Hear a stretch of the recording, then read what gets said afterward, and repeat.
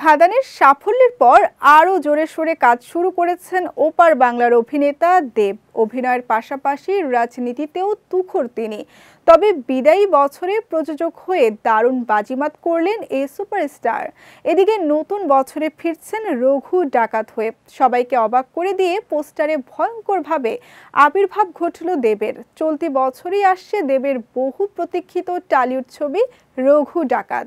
নতুন বছরের প্রথম দিনেই সেই ঘোষণা দিলেন নায়ক নিজেই। সঙ্গে প্রকাশ করলেন অভিনব এক পোস্টারে দেখা গেছে রঘু ডাকাত রূপে ধরা দিয়েছেন দেব। চাদরে মোড়া মাথা, খানিকটা খোলা রয়েছে চেহারা, সেই ফাঁকে জ্বলজ্বল করছে তার দুই চোখ। নজরে এসেছে কপালে আঁকা চওড়া রক্তবর্ণের টিকা।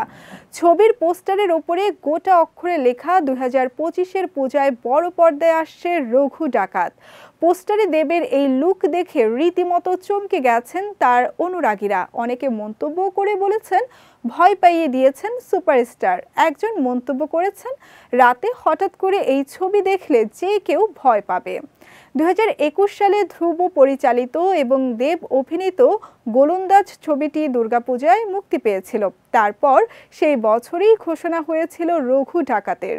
অবশ্য কখনো বাজেট, কখনো বা চিত্রনাট্যের কারণে শুরু করা যায়নি। এবার সেই কাজ দারুণভাবে শুরু করতে যাচ্ছে দেবের টিম।